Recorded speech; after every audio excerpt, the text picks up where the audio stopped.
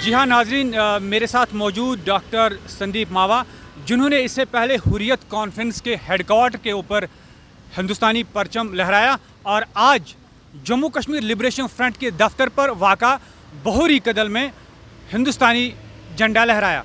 आपको हम ये बताएं कि बहोरी कदल एक तवारीखी एक हैसियत रखता है। अगर हम मिलिटेंसी की दौर की बात करें, पहली जो गोली थी वो बहोरी कदल में ही चली जब शुरुआत हो गई थी जम्मू कश्मीर लिबरेशन फ्रंट के हवाले से या बाकी जो मिलिटेंट ऑर्गेनाइजेशन थी।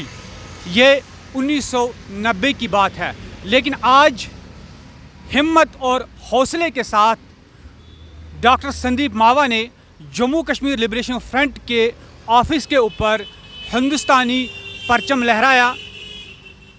ये वही जम्मू कश्मीर लिबरेशन फ्रंट का दफ्तर है जहां पर मोहम्मद यासीन मलिक और उसके साथी दिन भर बैठते थे और वहां पर इस सब सिनेरियो को लेकर मीटिंगें करते रहे।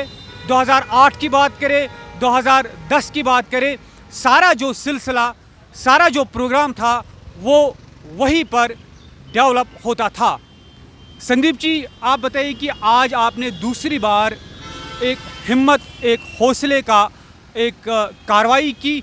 आज आपने जम्मू कश्मीर लिबरेशन फ्रंट के ऑफिस के ऊपर, वो भी डाउनटाउन में एक खासियत रही है, मिलिटेंसी का गढ़ रहा है। स्टोन पेल्टिंग की बात करें या बाकी जो मिलिटेंट एक्टिविटीज़ थी, पिछले 20 बरसों में सुर्खियों में रहा है। तो कैसे मानते हैं आप? आपको लगता है कि हालातों में बेहतरी आई है और आप बाहर निकलकर ये कार्रवाई करते हैं? देखिए, 2019 के बाद आम कश्मीरी, चाहे वो हिंदू हो या मेरे मुसलमान डॉक्टर रिजवान भाई हों, को डर एक बड़ा फैक्टर होता था। हम बिल्कुल यरगमाल रखा था, चाहे हुर्रियत ने, चाहे जम्मू कश्मीर लिबरेशन फ्रंट ने, हिज़्बुल मुजाहिदीन ने या रीजनल पार्टी जिसमें प्रमुख नेशनल कॉन्फ्रेंस और पीडीपी के लोग थे। आज हम नई पहल कर चुके हैं 2019 के बाद। 19 के बाद ये बदला कि आम आदमी की आवाज़ सुनी गई, आम आदमी को पहचान मिली और आम आदमी आतंकवाद से ग्रस्त होने से निकल चुका है। आज़ादी का जो कहते हैं ना, जो ये लोग कहते थे आई आई आज़ादी, आज मैं कहता हूँ 2019 के बाद कश्मीरी को आज़ादी मिली है और उसी आज़ादी का जश्न मनाने हमने जो आतंकवादी गढ़ यहाँ थे, जहाँ सारी पॉलिसियाँ बनती थी, प्लानिंग होती थी, डाउनटाउन जो आतंकवाद का गढ़ था, उसमें हिंदुस्तान का झंडा चस्पा किया। और ये किसने किया? मेरे मुसलमान भाई ने और हिंदू ने मिलके बता दिया कि हम एक हैं और कश्मीर, जम्मू कश्मीर को तरक्की की ओर, रोज़गार की ओर, पीस की ओर, डेवलपमेंट की ओर ले जाएंगे और ऐसे आतंकवादी गुर्गों को, उनकी ऑफिसों को यहाँ नस्तो नाबूद करेंगे। संदीप जी, आप बताइए कि इससे पहले भी आपने आवाज़ उठाई कि अगर हम बिट कराठी की बात करें, जिन्होंने कश्मीरी पंडितों का हत्या किया है, तो उस सिलसिले में आपने कहा कि मैं भूख हड़ताल करूँगा अगर बिट कराठी को फांसी न दी गई। तो उस सिनेरियो को आप किस नज़र से देख रहे हो? देखिए, ये सिर्फ हिंदुओं को नहीं मारा है, कश्मीरी पंडितों को, मेरे मुसलमान भाई को भी मारा है, काफ़ी एयरफोर्स के ऑफिसर्स को भी मारा है, सेना के लोगों को मारा है।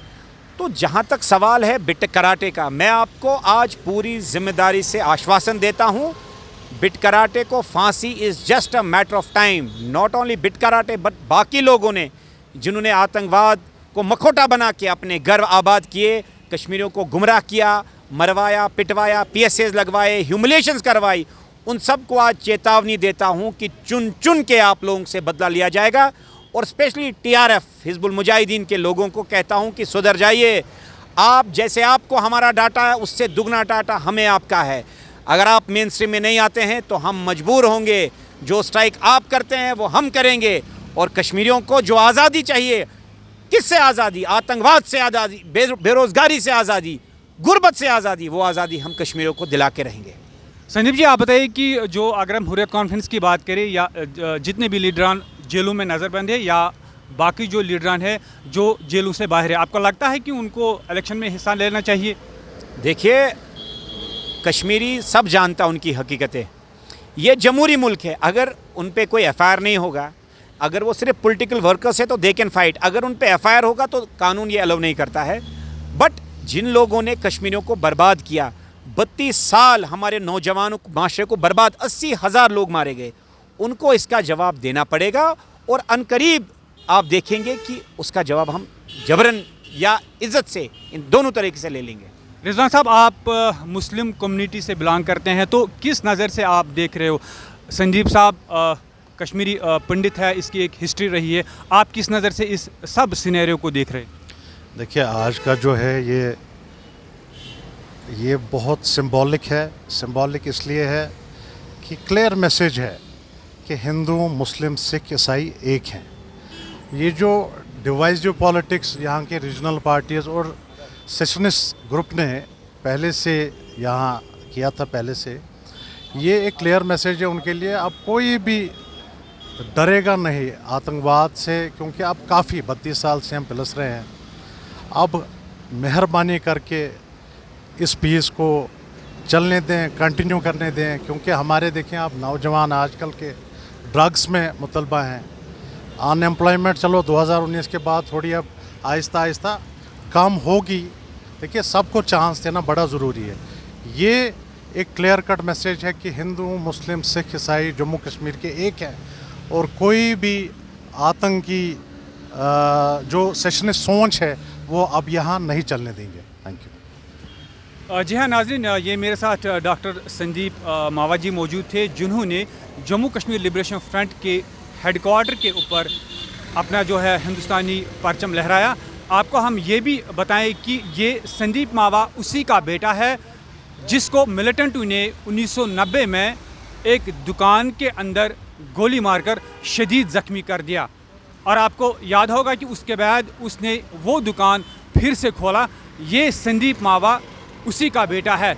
इनकी एक हिस्ट्री रही है डाउनटाउन के ऊपर, लेकिन आज जम्मू कश्मीर लिबरेशन फ्रंट के ऑफिस के ऊपर हिंदुस्तानी परचम लहराया। शादाब आलम के साथ अरशद मीर, कश्मीर हेडलाइंस, श्रीनगर।